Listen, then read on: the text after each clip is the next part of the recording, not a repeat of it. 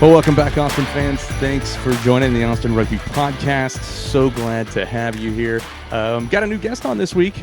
That's not Alex Reese sitting sideways from me right now. That's Brandley Yandle.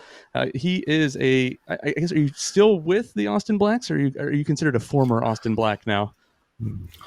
I would definitely consider myself a former Austin Black, but I am sipped to go to training right now, but don't expect to find me playing any matches. There you go.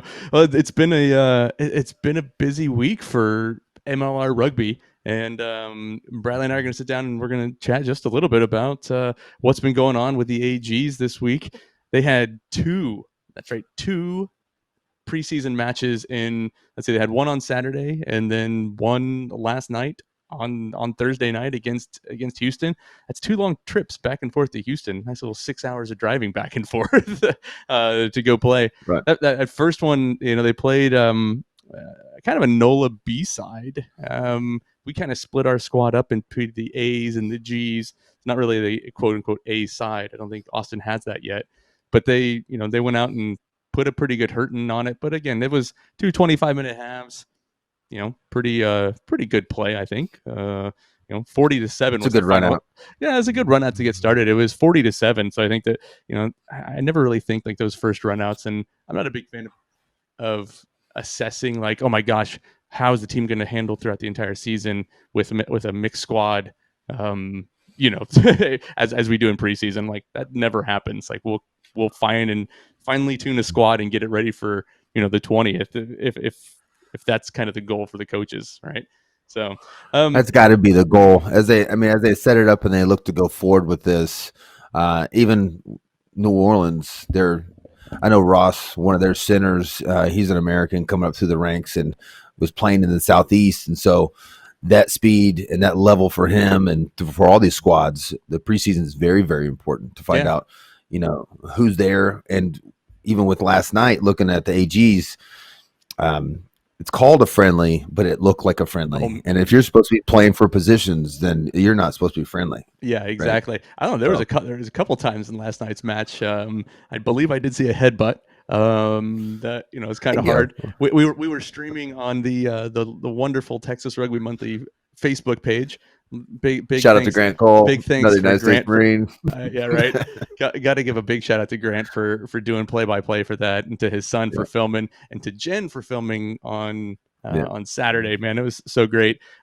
Great news for Austin Rugby fans. We are going to stream on Texas Rugby Monthly. We're going to stream it the match against the Giltinis tomorrow, which is Saturday. But if you're listening to this tomorrow, which is Saturday, I believe that the match is only going to be for season ticket holders. It's kind of a select match if you were invited to it, as kind of their warm up before the opening match next Saturday against the Utah Warriors. But let's get back to last night's match. As you were saying, actually, I want to go back one more time. We talk about like splitting rosters and people like wanting to get starts. When people said like the NOLA team, they said, well, it's a B squad. Man, that's not a B. There wasn't totally a B squad on there. You had Timothy Guillemon, who played for Austin for 2 years and played last year at, he was the starting fly half for New England, playing most of the entire match for them. I don't like when people say like it's a B squad. If you're playing in the MLR, you belong there. Like, you belong there. Yeah, right. You're there. Like they had guys playing throughout, but last night's match was, again, mixed squad match. It was, we started off pretty strong and scored a try within the first, I think it was like the first 4 minutes or so. If you haven't watched it, go check it out on Texas Rugby Monthly Facebook page. I don't know about you, Bradley, like going back and watching that, I knew Cam Dodson was a big guy and had a good runner and good background. But that first try, he broke away for what I felt like was about 30 meters and scored a try. I think he was playing lock last night, but he plays both lock and 8-man. That was pretty impressive for me. It was funny because before the match, you could hear Grant Cole talking about a jersey change. Yeah, because it was too small. Christian, it's so large compared to the other locks. So the fact that he breaks that line, he runs what we call it on the Blacks training like a filthy, dirty line, right? Right. Scottish coaches. Of course you did. Once to run that line, and it was beautiful, but they're like, he plays a bit of sevens. So it was good to see that okay, we got the size difference, but one of them's pretty quick and knows how to run at a hole or run at space. Yeah. And one of the other larger problems I saw as the match developed, I don't know if it's fitness or playing in those pods as a forward pack, but we're standing still. We gotta. I mean, if you're catching the pass and then they're already allowed to lift off the gain line 2 steps, and then I'm starting to run with the ball, that's never a good look, even in youth rugby. Yeah. So we all belong there because we're professionals, but let's run and let's attack and let's enjoy having the pill like professionals do. Yeah. You know? I think that was one of the things for me is, I was, as we were watching it going, okay, I understand we're still preseason. We're still trying to get things ironed out, and you take away whatever you want from the game. One of the things that I did take away was, there was a bit of, I felt like the passing was not as crisp. A lot of drop balls, a lot of passes to guys in spaces where they actually weren't. There was, it's like, oh, you're supposed to be here, but actually you should have been 3 meters in, rather than where you were, and that's why we missed the ball, and that's why you had to reach out or whatever it may be. And I think that was one of the things that maybe it is that standing still that really hurt, that kind of hurt them. The final score was 26-22. Again, it's preseason. I really don't.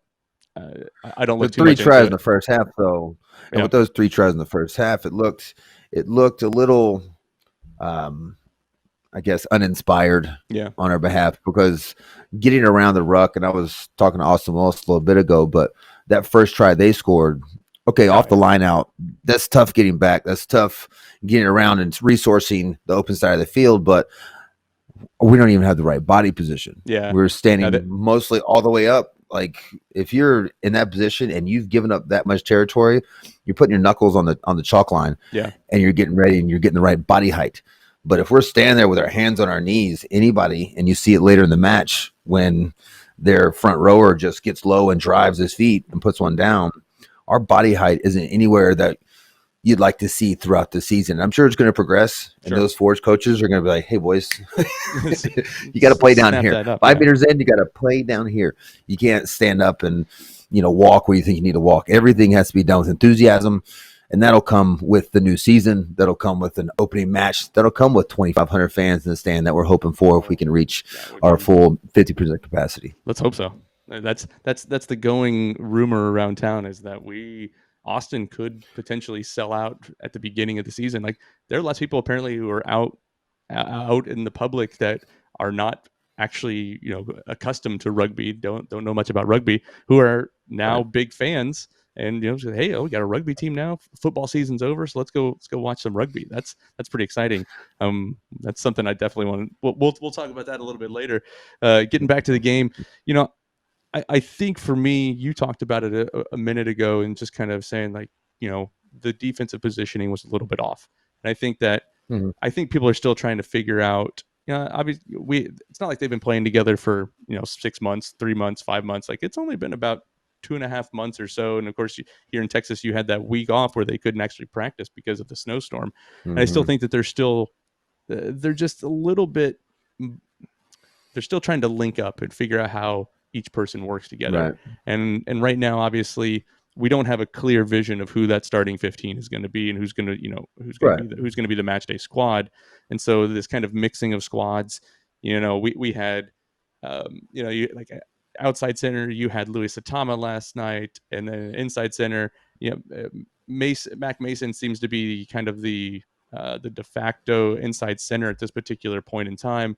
At least he has been the past couple of matches. But Satama's been switched out in and out a few times with Bryce Campbell, and then of course on the wing you've got Roderick, and you've got Cole Davis, and you've got Frank Halai, and everybody's kind of rotating. And I think that's kind of the other thing, right? Is there's so much interchanging of people throughout each one of the matches that no one's really finding that cohesion because it's preseason. And I think and the coaches want to know. The coaches want to know how you're going to manage confrontation or adversity, right? If something happens and we lose our 12 in the middle of a match due to yellow card or injury or whatever it may be, how's that back line going to rotate and fill in these gaps and still be most effective? Yeah. And with defense, the defense will come once more clearly defined leaders establish themselves on that team. I think so. Because defense is, we all know, an attitude. And when I first got to Austin, I didn't have that attitude, and the Blacks certainly put it into me, with line speed and pressure and the way that we approach defense, because, even through South camps, the 3 P's of rugby were pressure, possession, and points. Yeah. If you're starting on defense, first thing I do is add pressure. And the best way to do that is to be organized and know what you're doing so that you can go add pressure, right? So like you're saying, finding our space, finding our feet, finding out who you're comfortable. Like, I know that if we're pushing out towards 10 and 12 and I'm a hooker, then I'm going to be right towards that AAP gap. I'm going to be tackling comfortable spaces for me. And I know who I can look to my outside and go, okay, he's going to go chase somebody down. Yeah. Me, not so much, but he will. Right. Yeah. And I can keep his inside pace and I can push with him. And I know the way he likes to go play. And that'll come. But like, again, it's going to come once those leaders clearly define themselves. We're obviously looking to Patty Ryan and some of those boys. And at least I want to see one flanker that just steps up and owns it and becomes a madman every time he steps on the field. Right. But once we get those roles, we're going to be very well set, I think. Yeah. I think one of the consistent things that we've seen in this preseason, not too surprising, I know that the back line is shifted, or the back row is shifted around a lot. Like, you've had Mo Abdomen in there, you've had Dom McKenna, Don Bailey. Last night, starting off the match, you had Michael DeWall playing 8, which was great to see Michael out there. And then you had and McLean Jones actually came in the second, kind of halfway through the second half, so he got about 20 minutes of game time, in that second half, and then scored probably, one of the best tries I've seen in a while with the last try of the match, that crossfield kick by Will McGee. He put it literally on a dime, and Will's been good at that for as long as I've watched or seen or heard of known Will. He had a crossfield kick, put it on a dime, literally on the try line, and McLean Jones, full like Major League Baseball, laying out, dove for it, caught it, and scored. And I thought that try was amazing. Like, I told you I quit at the yellow card, so I need to go back. Yeah, you should go back and watch that. It's like the last minute of the game. And I think that's kind of one of those things, right? Like, again, there's everybody in the back line back row that you talked about. Trying to find that one person who's just going to go up and be that hitter. I think it's going to be Mo. I think Mo's kind of that. He's like, he's like a honey badger, right? Like, he's just like digging. Like, he's one of the best ball stealers in the league. But he goes in there and just kind of, he's fierce. And when he tackles, he's not big, but man, when he tackles people, he puts people down. And I think there were some big tackles last night, big hits last night too, for sure. There were. And I do like guys like that. I was never one to cut somebody in half. I was never one to put the big hit. But I was the one that was always kind of in there weaseling my way around and trying to find the ball in the middle of the pack, or the guy that would poach weasel off the deck, or the one that no, I don't know. I was always Grand Slam, but I was always the one that knew that, if I don't ever touch you or tackle you, then I don't have to release you because I'm not a tackler. there right? You go. Right? So if I could just predict where you're about to land, and those are where these guys are pros and belong on that field because they know those types of things. We're in club rugby. We're still trying to explain that it's a maul, and when everybody's screaming maul, then I can tie the ball up and I can kill the ball and I can, earn possession back for my team. These guys know that, and they know each position. They hear, right, exactly, and that's the finite part of the game, and where, I like the big hits. Believe me, everybody loves it, and that's what's going to pull more eyes into the sport. But I like those guys that are just crafty, that are maybe in their early to mid 30s, and they're not there to, make the highlight reel. They're there to just simply win the ball and get possession and score some points. Yeah, for sure. Well, so, kind of thinking about, obviously we've got the LA's coming into town for the season friendly on Saturday. We haven't seen a squad list yet for that match. I do like that Coach Harris has putting out the squad list, 48 hours in advance. It's something that Major League Rugby, I wish they would do more often so we could analyze a little bit further, but they haven't put it out. Why do you like it? Just a little side part for us, that you like it because I like it. You want to know the names, you want to know who's going into it, you want to be prepared for match day. Yeah, I want to go in, if I'm going in looking to see who's playing, I'm going to go, okay, maybe we can tell by who's on that sheet what kind of style they're going to be playing. And is it 2-1-2-2 and 1-3-2-1? Like what are your pods going to look like? What's your style that you're going to be playing? And I think it shifts dependent on who's on the pitch. And for me, I just like it just from an analyst standpoint, just looking at it going, oh, okay, I see you started him, like he's going to be a finisher. I don't know who it's going to be yet, but I see like somebody like a Dom Bailey coming on 20 minutes left in the second, in the game as a finisher, and you got a guy with strength who's going to be at that seven spot. Who's just going to go run wild for 20 minutes and cut people down. Like that's what I want to see. Right. And the thing is too, you can see if the front row's a little bigger today, or maybe they're built for speed. Right. How are we matching up in the pack versus, what are the backs looking like? So my big thing is, because I'm looking at sports psychology and I'm looking at studying and going further with that, but also the player's mindset. Yeah. I want our guys to know 2 days in advance if they have that start. Yeah. I don't want them wondering up to, the night before, because 2 days before a match, that's when you can start maybe sleeping a little bit better, or eating a little bit better, or doing the things that you need to do by Saturday. You can start that on Wednesday, especially if, let's say me, I played 16 behind Brendan Rams for the Blacks, and I played 16 behind a guy named Johnny Clary for the Blacks, and I played behind some very good guys. But they'd always be like, hey, Yandle, you're going to actually start this week. Oh, sorry about thanks for the heads up, guys. I'm usually 10 prepared for 10 to 15 minutes. I've Yandle come in, maybe do a couple, semi-cool things, and then, hey, good shift, and I'm off, and we win the game, and we're off over to the drink up. But we went to play Metropolis in the Gold Cup one year, and I was like, hey, Rams is starting Friday night, and you're starting Sunday. I was like, oh, great. Good deal. But knowing that and having that lead time as a player is huge too. Yeah. And so if we want our players, we want our AGs to be the best they can be, then I think coach is doing right by them, and right by the announcers, and right by the rugby community in Austin by simply putting the lineup out 2 days early. Yeah. I agree. Well, so as we kind of wrap up the segment here, I'm kind of interested for you. What are the three things that three things, can be positive or negative, or maybe some adjustments that you'd like to see out of the first matches, and kind of going into the first week of MLR on the 20th that you've seen from the AGs that you like or that you wish would change? I'm going to go back to an old leadership thing that we did with the rugby team, but it was start, stop, and keep. And I don't know if you've ever heard of these three things, but basically, it's been a while, stop hogging the ball, start doing this, right? Yeah. So I guess my first one for the stop for the AGs would be to stop getting maybe ahead of ourselves. Yeah. Take that time to set that line, set the spacing, start.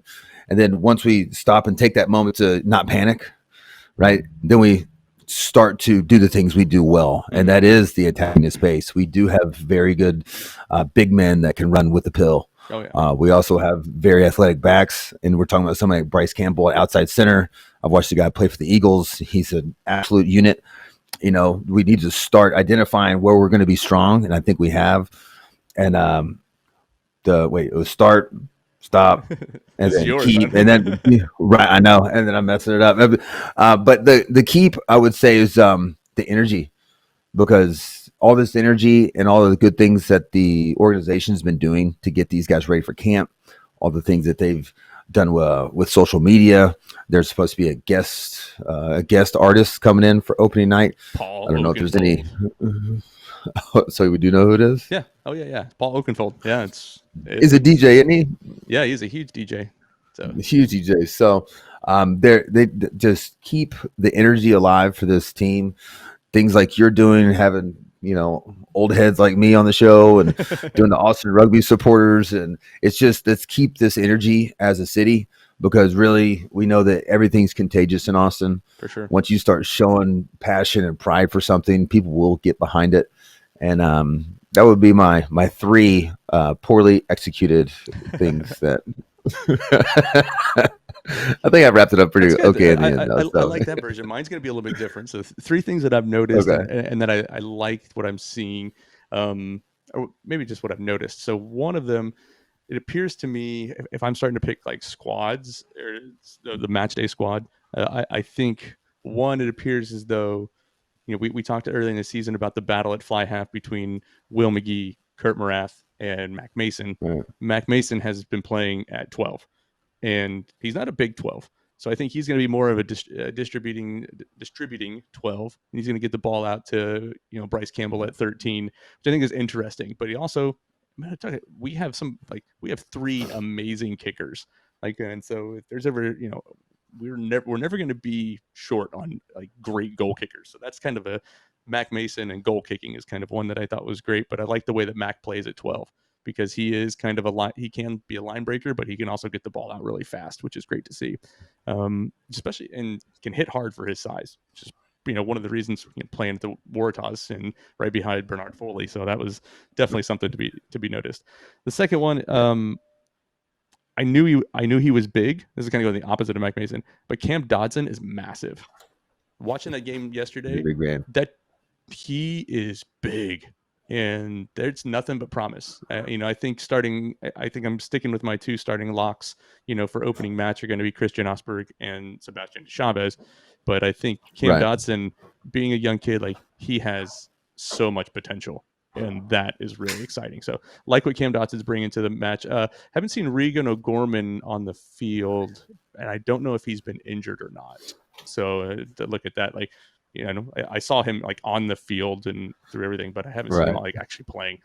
So that's my second one. And I think the third one, you're right. I think there's still this level of excitement, and I am really excited. Like, seeing in different groups. The fact, I think in the Huns group, they were doing tickets. I think Austin Willis was doing tickets for everybody, and for like 50 people getting tickets for matches and stuff. And man, that's $15 a pop. I mean, that's great. Yeah, right. And so it's one of those things where you go back to season 1 and season 2, and I'll go back to at the beginning. 800 people, 900, 1,000 people. I think the biggest game was an opening match at Dell Diamond in 2019, and it was 1,600 people, but it didn't feel like that's it. Far. And it's far. That's far. Yeah, it's far. It's way up there. Yeah, that's for all of us that live south. But for those that live up in Round Rock, we totally understand. Like, we know it's far to come down here. Loved it. So, but I think that's been the big thing. So for me, keep it up, keep going on. Well, it's a good cover up. I think it's a good summary of what's going on. We're going to come right back, and we're going to talk with one Kentucky Sun who's shaken up the AGs and the MLR once again this season. That is Mr. LaRome White. We'll talk to him in just a minute.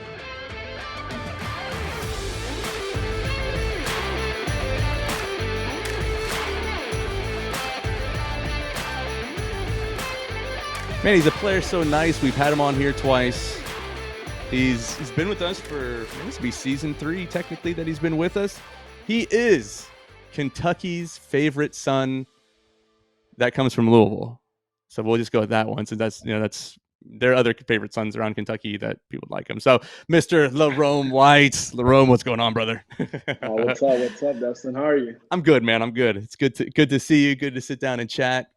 We'll make sure that we're cognizant of your time, and you got to get back to probably resting, getting ready for the games this weekend, preseason matches. So that, and then get ready for tomorrow. That's, you excited? Oh yeah, I'm hyped. I'm always hyped before the game. Season right around the corner. All kinds of good stuff going on. So yeah, it's good stuff. Hey, LaRome, it's been a while since we had you on the podcast, and some people may not know who you are. And if they don't know who you are, that's a shame because, again, you are LaRome White. Yeah. Why don't you give everybody a quick breakdown of your time in MLR, and maybe just tell people who you are, maybe a favorite food, things like that, and then we'll start getting into the hard questions. Oh, okay. I got you. So as some of you know, my name is LaRome White. I'm from Louisville, Kentucky. My first season in the MLR was the very first season of the MLR. I played with Seattle Seawolves. I was about 23 when I went to go play. Came straight out of college. I went to University of Louisville. We won't And I hold it played against there. him.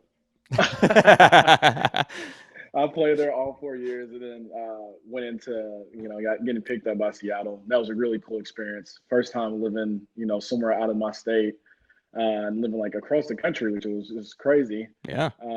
We got that championship the first season, and then I transitioned a little bit closer to home. Made it here in Austin. You're still 17 hours away. That's But it's closer to home. closer to Seattle. But, that's true. That's true. I'll give you that. But yeah, this is my third season here in Austin, and I've just been loving it. There's been a lot of changes, and we stopped right here on the Gilgronis and the Orange, and I've been loving it ever since. Some AGs, man. God, man, you got some. Look at that. That's a new training top too. Yeah, man. We talked. We talked with Simon, and he's got a cool training top, and Jake had a cool man. Just waiting. I think none of that is online yet for purchase, so we need to figure that out and get that out to the masses, because those are some slick stuff right Simon there. Simon has all the good gear. Simon's a coach too, so he always gets whatever if you're a coach, you just kind of go, I want that one, I want that one, I want that one. Everybody's got the cool hats and things like that. I'm still rocking the old school stuff, but that's all right. That's all right. We'll hang in there. So LaRome, like you said, you were at Louisville for 4 years under the tutelage of one Coach Walton. He's a big fan of yours and loves to give you a hard time. What was it like? I want to kind of go back a little bit and talk about playing college rugby and how you've seen the college rugby game change a little bit in the past. I guess 5 years or so, for 6 years. Wait, no, 7 years. So I'm trying to do math here. Shit. I don't know. But what do you think that has been a big change in the college game in the past couple of years? Oh yes, since like the MLR started, there's been a huge change with not just the D1, but like D1 AA, D2, D3, where it's not just playing. We used to just go out there and just do what you can, be an athlete. Where now there's a lot more actual structure in the games. And that's just coming from, watching other teams, watching MLR, different coaches coming into play, different guys coming from overseas, teaching college kids and other coaches the game. So it's been a huge difference. And just going with Emil, he would just, his motto, we may not be the most skillful, but we're going to be the most fit.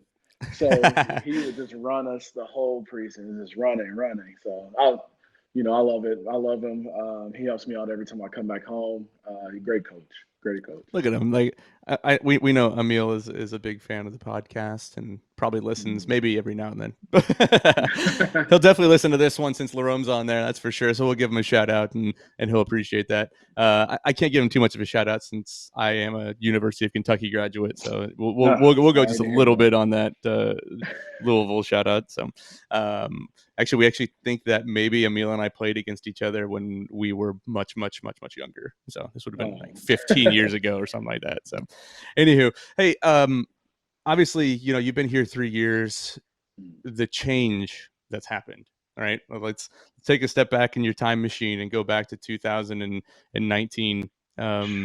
And I mean, I think, we had you on the podcast 2019 at the, right near the, at the end, and it was rough. I mean, close matches lost here and there, and it just, won't say like a lot of just heads hanging low, but some heads hanging low. Yeah, it was a rough year, but walk me through what it was like going into that 2020 season and what you saw as the changes, and then coming into 2021 and what's happened here. So after the 2019 season, we ended up changing our name to the Herd. So just that. Oh, sorry, it's on this side. It's on this side. Just that in general, you can tell like, oh, change is coming. Coming for the better. Whether we changed the team's logo, we changed the colors, and we were just looking for our home. Like where we changing to? We're getting rid of the elite. That 2019 season was done. It was irrelevant to what's going to happen. What was going to happen the next season. And, we came out pretty strong where the 2020 season, we actually tied a game. We won the game, our rival game against Houston. Yep. Right Texas Cup, baby. Right. We won the Texas Cup. Yeah. So we got the trophy. So we was already seeing change, and also like this change in from the coaches. We had Alain, the first, it's my first season in 2019, the French coach.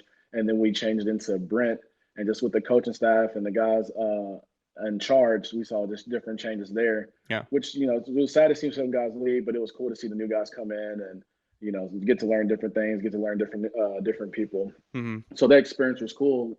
Sadly, the season got ended because of COVID. 5 games in, right before we win our game. Right. And COVID ended it, but just mid-season of the 2020, we changed to the Grill Grownies. So we start seeing more change, and we started getting gyms built and equipment in, and we had saw like the guys that are still here from the seasons before saw like, let's stick with it. Like we see it changing each year, it's getting better. And I think this is our year. Like even coming in this season with the new coaches, Sam and Mark, like great guys, great coaches. Yeah. And coming in with the players that we have, the Aussie guys that came in, the new South African guys, it's just everybody's really clicking together compared to like the past few seasons where guys weren't getting along as well. So I think our team culture is way better this season. Yeah, I mean that's kind of one of the things we keep hearing. What do you think it is about that team culture this year that has been the change? Like what is? I mean, everybody's got their own opinion on what it is with the team culture. We talked with Jake Turnbull a little bit about the culture last week, but for you, what's been that change in culture that's really affected your overall mindset and your the optimism that you have here? I was thinking about when they told guys to get here early. We got here, we got here pretty early, and we all came together. One of the players set it up instead of like the past years where coaches have set up culture pieces. Well, this time the players took charge, and we set up culture pieces with us coming together, just describing what we want for this season and just getting to know each other. Hanging out, and like just like that, the whole team just started clicking together, and it's been going well. That's good. That's good stuff. Another thing that's been going well is obviously you've got a forwards coach this year. Technically, you had one a little bit last year. It wasn't quite named as a forwards coach, but Wapa came in. Talk to me about what it's been like to kind of work with Wapa. I mean, you've worked. We talked about it the last time you're on the podcast. You worked with the Beast. You're at his academy. You didn't get a chance to play against him last year because he didn't travel down when we played DC, which kind of sucked. I know we kind of talked about that, but what's it like right now with Wapa and some of the stuff you're learning on the field with him as kind of up in a player coach role? Oh, Wapa, he's a great teacher. I call him Mr. Miyagi. But, he's a little bit bigger than Mr. Miyagi was, man. What are you talking about? Like a 5'4" Japanese sensei versus Wapa, who's the size of a mount, who's about the size of Mount Fuji. Right. But no, he's a good teacher. He's been helping me a lot with the scrum. Yeah. On like really my technique and really working with me, taking time, even like when we were not training, taking the time to talk to me on like what I need to work on, showing me videos of like what I need to do. And I've been seeing improvements since, the preseason, since the start of preseason when we started working. And also even having Patty Ryan there, playing a tight head and going against him, and he's feeling the different type of pressures for me and like helping me out too. So just those older guys coming in and those more experienced guys coming in are really helping me, sharpen up my scrummaging. Yeah. What do you think's been the biggest area of improvement for you this year in the off season? We'll go to the off season. I guess this year, the longest off season in history, I think. What do you think? What did you focus on this off season? As maybe like one or two things that you thought were pretty vital for you to become a better rugby player? Oh, definitely my set pieces. Set pieces. Yeah, you were pretty bad about that. But set piece always comes first when it comes to my position in the scrum and lineouts.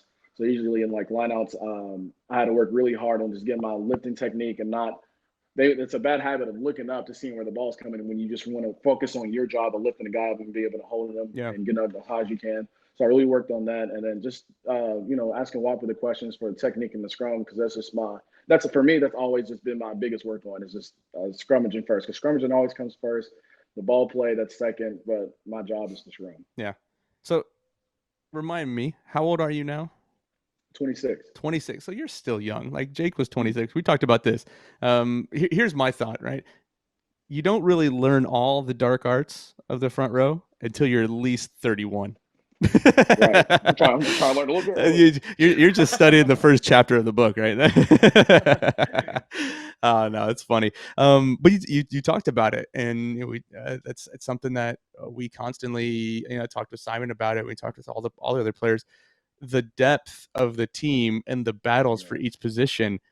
Brother, like, talk to me about what it's like going, in years past. I think like 2019, like we're like scrambling to find players to fill a spot, and it's like, oh man, we need to get we need a lock, or we need another front row backup, or we need we need Rams. It's time to we need you to play prop, and then we need you to play hooker, and then we need you to play this, and what's it like to have for you? I mean, because I think are you covering both loose and tight head, or are you just sticking with loose? You are going to cover both. I'm covering both. Okay, so tight. Yeah. So how's that feel? Tight tomorrow, actually. Oh man. Okay. There we covering go. Tight behind Patty tomorrow, but my main position is loose. Yeah. Yeah, and I got the battle with Wap, Jamie, and Jake. So I got the battle with them. Then we also got on the other side, Patty and Mace. Yeah. Mason's not playing this next game, so I'm covering in tight head for this next game right behind Patty. So do you think that helps you overall, to know that, obviously it's going to get coming down to, selections for the match, and say, you can't have a replacement at every single position. Do you think that helps you, saying oh, I can cover both, to get on that starting line, or not the starting lineup, but just the the starting 23, or the match day 20? Definitely. I think it's good for me to learn both, just in case, how we just need both sometimes, and guys get hurt, or guys aren't willing to play just because of injuries or sicknesses. Then we need somebody to step up, and I'm always willing to step up to cover it, any spot they really need where I can. So I chose where I can play 1 and 3 and learn both from Patty. I learned 3 from Patty, 1 from Jamie. So I think it's really good. That's not too bad. I take that. I mean, it's not. they know a little bit. Patty's Patty's 30s, Jamie 30s. But that just means that sticking it out here, and what I think a lot of the guys, the younger guys, I talked with Jake offline, and saying I like Austin. I want to stick around here for a while. I think you too, being around here for a while, building up. You kind of think of the succession of who comes next and taking over that leadership role. Do you think that you still kind of have a leadership role being there from, since 2000? I mean, you've been in MLR since you were 22? 23? Yeah. 23. Came in 23. Yeah, definitely. Definitely have a leadership role and, a say when it comes to certain things on the team. And it's been it's been a crazy journey just coming from 2019, seeing where we are now. And I'm willing to, it ain't the same team. That's really not. It ain't the same organization, man. I'm just telling everybody, I said it last year, I was just start over, just hit reset.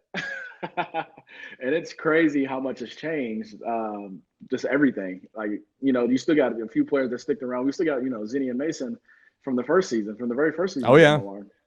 And it's just cool to see some of the guys. I think we kept six, 7 guys or something since 2019. Well, actually. From 2019, you've got you, Zinni, Mason, Dom Bailey, and Mo. And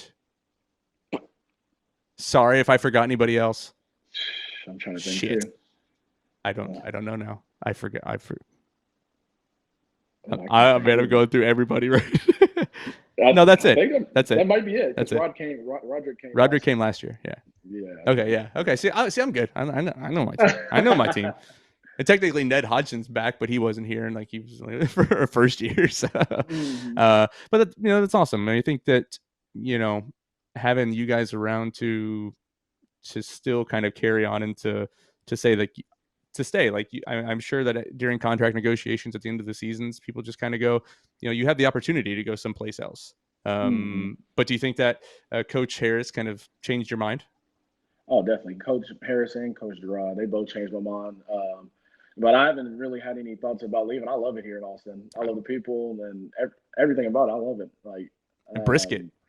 Definitely the barbecue. Some barbecue, baby.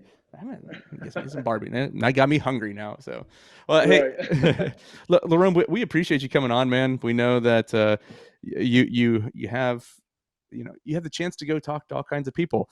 Like you went and talked with somebody else, another podcast, and didn't even mention the supporters group or the love that we show you on the Austin podcast. You have the best podcast. Whatever, man. I want to hear it. Tell the big guy. Tell the big guys on notice. We know who has the best podcast. So we don't need no T-shirts. Tell him to stay in Dallas. I know he did choose Dallas. By the way, Scott Fryer, yep, he chose Dallas to win the Texas Cup. Dallas. That ain't happening this year. Right, see, he's already he would do it. So, hey, LaRome, as we wrap up here, any last words? Anything you want to shout out to everybody? We're a week away, March 20th, Bold Stadium. March 20th, first game. We're gonna party afterwards too. After we win, 2, Paul Oakenfold. Oh yeah, the DJ. That's gonna be cool. It's a cool experience. We never had that before. No. And the first game's nearly sold out, which is crazy. Like it's about to be a cool atmosphere. So sold out is probably like. Unfortunately, I don't think we can go all 5,000 people. We can't do that. But what we're doing the best that we can. So that's awesome though. But you think about that from a standpoint, like, by the way, everybody listening, stadiums are at 50% capacity, I think is what the latest report was. I don't know these things. And it's at 50% right now. 50%. So tickets are cheap, $5 to $20. Plug it. If you can't make the first game, we got 3 home games after 3 that. in a row. We got March 28th. We got April 3rd. So, we got a few games coming up. So if anybody, wants to come to the next few games and can't make the first one, we're here for you, baby. It's going to be a party. We're going to have a lot of fun, man. It's going to be awesome seeing that stadium packed. It's going to be awesome winning in the stadium. It's going to be awesome winning in that stadium. We tied Utah last year in that game at the end. That was a rough one. Oh, man. But, hey, we're going to win in that stadium and then have a good time afterwards. And hopefully once everybody starts getting vaccinated, we can get the full capacity. Man, can you imagine 5,000 people at an Austin Gilgronies, at an AG's with the millions and millions of Gilgroniacs watching around the world? That's cool. That's going to be real cool. There we go, baby. The place for rugby moving forward, baby. Look out. So, hey, LaRome, appreciate you coming on, brother. Always a good time chatting with you. Good luck. Good luck this week, in the match, and good luck, kicking the season off. And we'll chat with you again later in the season, and hopefully we're talking playoffs. Oh, definitely playoffs. All right, man. Have a good one, LaRome. Right. Appreciate it, brother. LaRome White, everyone. Thank you.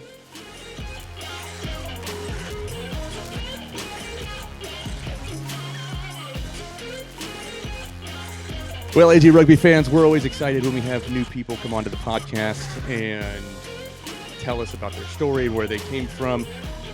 For as far back as I can remember, besides having Sam and Mark on, like, we've only done players and head coaches. So that was kind of a staple for us, something we always did. But I think this team this year, there's been so much unique transition, so many big people that have come in to help out, so many organizational changes, just kind of restarting the whole system. And one of those is with our next guest. Our next guest has been leading the strength and conditioning and performance of one of the top teams in the world, club teams in the world. I got to be caveats, and it's not national teams, so top club teams.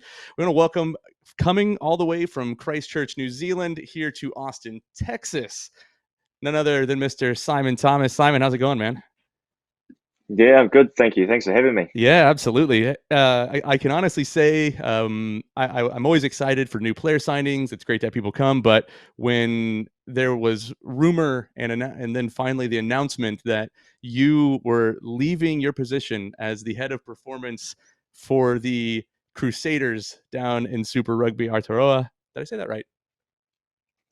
Yeah, close enough. Close enough. Aotearoa. I'll get it, man. I got to practice that. But so you basically were leading one of the performances of strength and conditioning and performance and overall well-being of players in one of the top teams in the world, and coming here to Austin. Man, walk me through what that was, how that transitioned.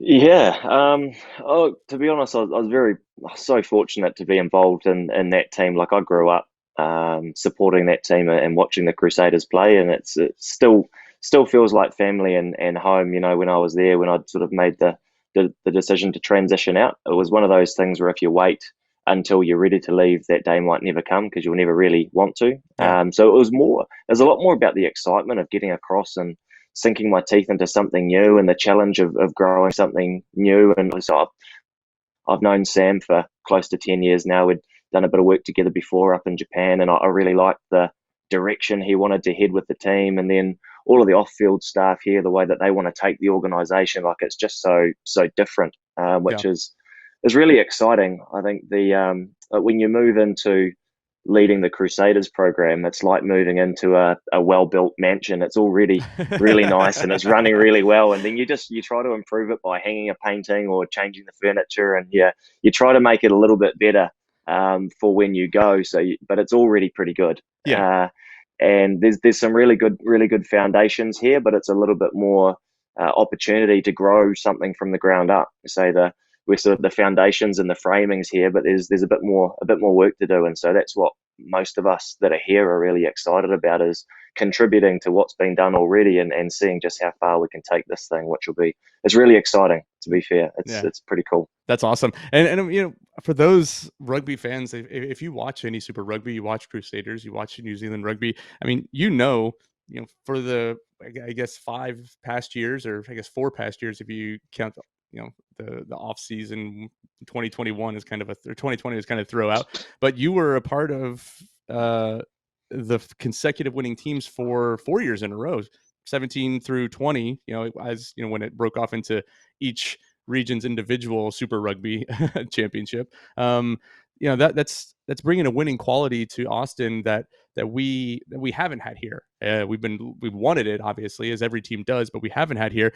What are some of the things that you think that in your mindset that championship winning teams that you want to try to instill in the Austin team? Yeah, it's a really good question. It's one of the things I've really enjoyed, because you get across here and you sort of talk to individuals, and everybody wants to know, like, what's the secret? Why are the Crusaders so good?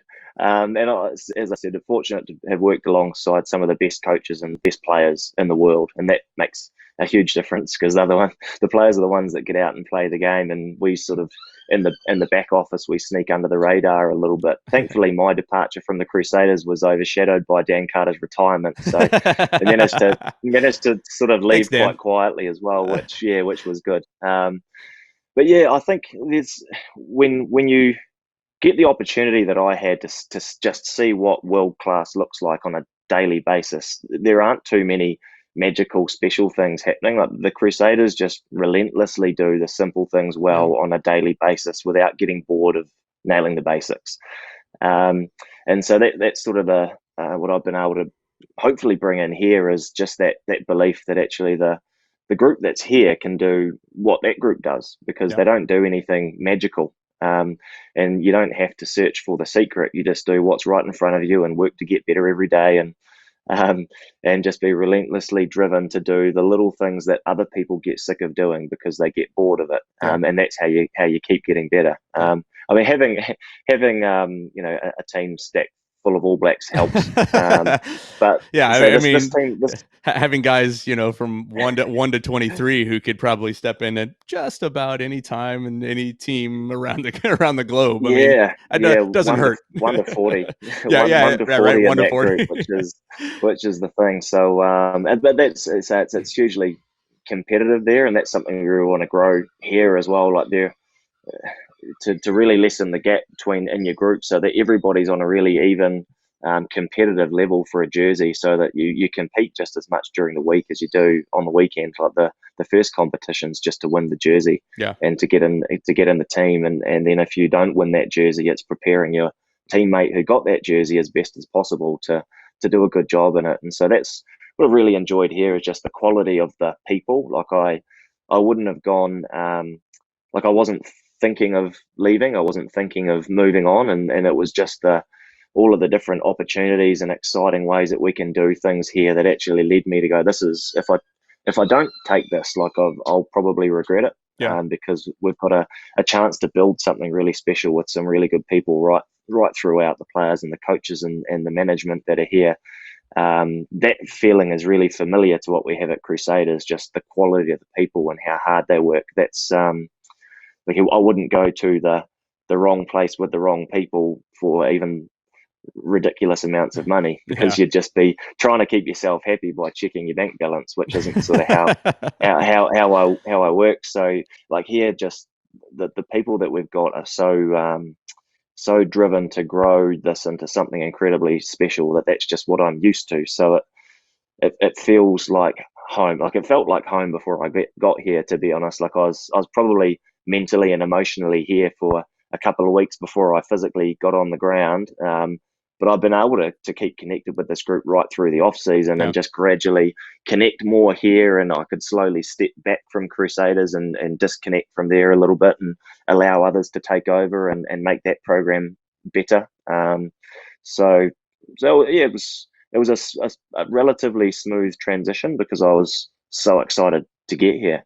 That's awesome. I mean, it's you kind of touched upon it, with the teams, and you talked about Crusaders 1 through 40, but the team that you guys are building, as a coaching staff, as the performance staff, is no slouch at all, either. Like, we talk about it constantly every week. It seems like, oh my gosh, what's the battle going to be at 2, at 1, at 3, at 15, at 12? Like, there's, at 10, good gravy. I mean, watching the game last week, and you've got Mac Mason out there kicking goals, and you've got Kurt Morath, Will McGee, and Marcelo Torrealba saying, well, not kicking for goals. Like, that's for me, I'm sitting there going, man, the battle in every position is probably one of the most intriguing things for Austin this season, at least going into the first game.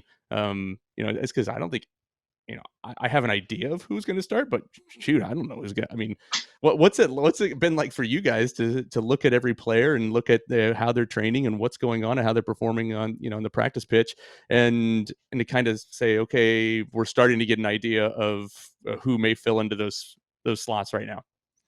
Yeah, I think that's sort of the beauty of the length of this season is very similar to what Super Rugby was a couple of years ago, when it had more than just New Zealand teams in it. Was and the travel demands is that at some point in the season, everybody's the main guy, and everybody's got to contribute. And if you're not selected in round 1, you've still going to have an opportunity by round 3, 4, 5, and you have to use your whole squad and have everybody contributing and ready to go. So that's the beauty of having some of that depth, is that if somebody gets pulled away for international duty, or somebody picks up an injury, or somebody needs a rest, you've got somebody else who can step up and fill in with quality. But also on the training field, they're competing and it's level, and they're going after that jersey, as I said before. So I've really enjoyed, like this week, I've been able to watch more closely and be more hands-on. My first week here had to be at quite a distance, just following protocols. I didn't want, the last thing I wanted to do was land in the country and disobey the president in my first week. So, so I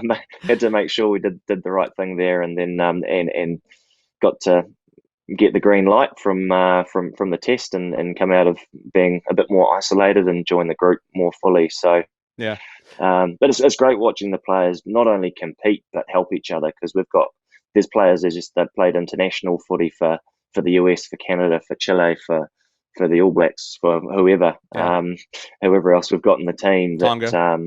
There's Tongan and Samoan internationals. So and we've got players that have played over in the Premiership and different competitions. So there's a lot of good understanding of high level rugby and professionalism in this group, and there's some good analytical minds. There's a couple of characters too, so we've got some personality.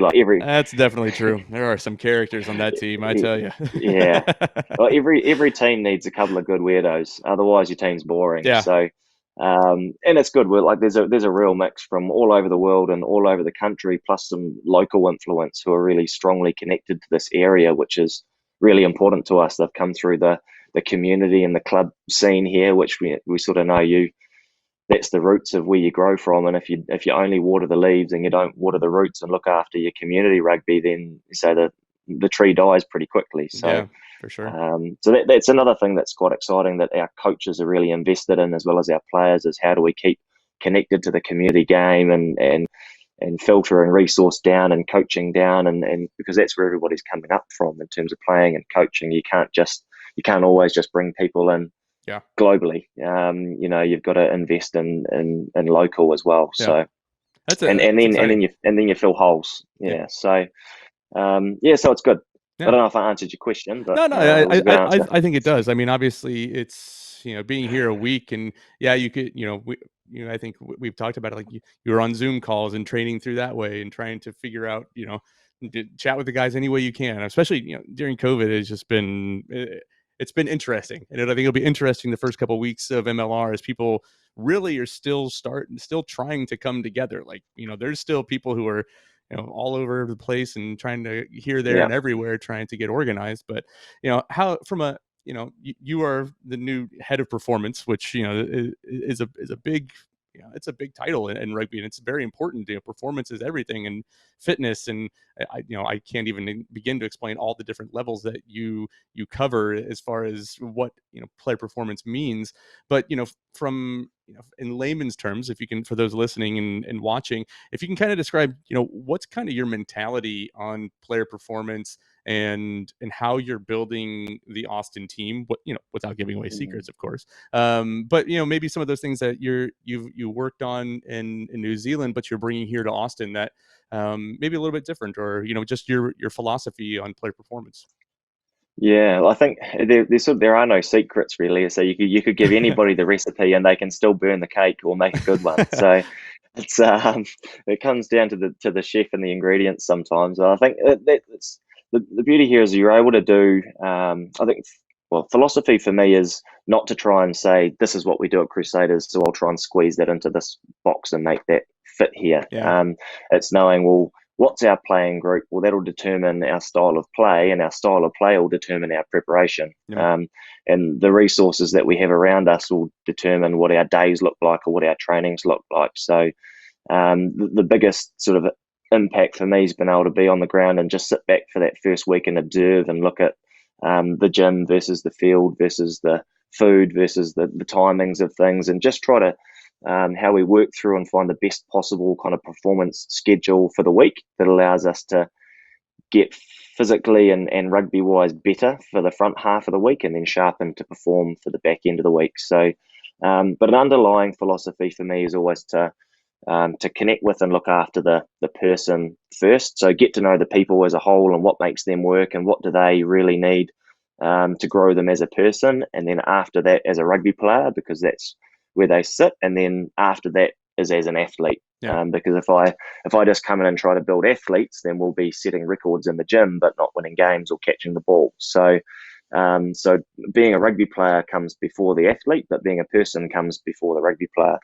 And that's one thing that I have liked here. There's a real support for the players to know that sort of for part of the day you're a rugby player, but then you go home and you're a whole lot of other things. You can't so much work at the moment, but at other parts of the year you've got a different job that you do. You've got family to go home to. Or you're a brother or an uncle or a son you're all these different things away from rugby that you spend a lot more time in that part of your life than you do in the rugby part. And if we ignore that part, then the rugby doesn't go so well. So so it's really important to get to know everybody and sort of prioritize that, and then go through that process from there. So, but back at Crusaders, I had so that we had a team. There was myself and a strength and conditioning coach and a strength and conditioning intern and a sports scientist and a sports science intern and a dietitian and a nutrition intern. You had an army. You had a small army. Yeah.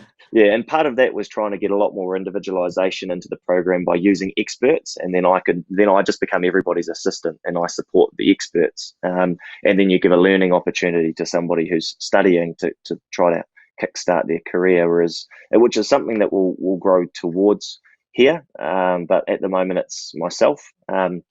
So you lean things down and strip them back quite a lot. But we've work on building it up later, right? Yeah, absolutely. I mean, the partnership we have with Ascension gives a lot, though, because we've got a couple of athletic trainers that can help bridge the gap for injured players back to play. We've got some sports science resource. The league's got a partnership with Catapult, so we get some GPS so we can measure training load and that sort of thing. So so it's being able to utilize that where like the sports scientist that we're given out of the Ascension Sports Performance Lab, Jake, he's outstanding. Like he's really, really sharp, and Nice. he sort of operates across us and the Bold. So we have him part-time, but we get to utilize his skill set, which gets me away from the laptop and back over to the people, which is really, really, really helpful. You just certainly have to lean things down and try to do less, but do it well. Yeah. That's fantastic. Well, obviously as we kind of wrap things up here, we're a week away, week and a half away, day of recording. Opening weekend's right around the corner. Tell me what's, got butterflies in the stomach right now on kind of pins and needles. Are you not nervous, but just like anxious? Are you ready to kick it off? Or could you go for a couple more weeks of training and then be ready? No, I'm strange as an S&C coach. Like I look forward to getting out of the preseason and into the in-season. I think a lot of strength and conditioning coaches would want preseason all year so they can sort of thrash people into the ground. But I'm a bit different because I love the energy that players work towards a game day. Like that's what they're here for. I mean, they do have to commit to Monday to Friday to get to Saturday, and if you win Monday to Friday, you get a better chance of winning on Saturday. You can't just get through the week to get to game day, but that's the bit that they're excited for. They're rugby players, not rugby trainers. Yeah. So look, it's exciting. Like I haven't been out to Dakota yet, but I'll see it on Friday. And to even, I think we're almost sold out for opening weekend, but we've got so many home games to start now in the draw that's going to be outstanding, because what's going on with the Music Foundation and actually creating entertainment and an event and supporting the local music industry. And we get to do really cool things like that here. Whereas if you try to do something a bit non-traditional back home, then people will complain because they just want a game with less distractions. Yeah. Whereas here we can go right out there and make it really, really entertaining and just go outside the box with a game day, which is great. It's really refreshing. Yeah. Well, we're looking forward to it. We're looking forward to seeing the lads out there. Simon, I really appreciate you coming on, man. This is it's always a treat to chat with guys. And you are the first head of performance that I've ever chatted with on the podcast. Hopefully this won't be the last time that you and I sit down and have a good conversation. Looking forward to seeing how things go at the kickoff in a week and a half or a week. So am I. Yeah, I know. So am I. Yeah. Well, no, it's great. Thanks for having me. I appreciate it. Everybody. Come on and connect. Yeah, absolutely, man. Absolutely. Looking forward to it. Looking forward to seeing what the guys can do here next week on the 20th, that first home opener. Looking forward to it. Simon Thomas, everybody. Oh, good. Appreciate everything you do for us. Thanks, man. Cheers.